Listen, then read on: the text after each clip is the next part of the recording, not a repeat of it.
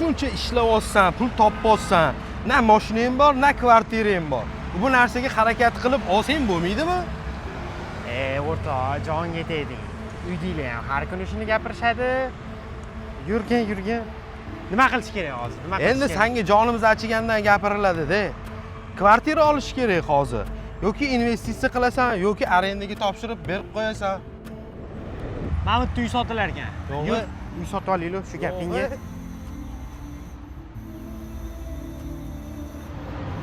Genus Development zo'r-ku. Gap yo'q. Mana shundan bir uy sotib olmasammi bu yoqqa?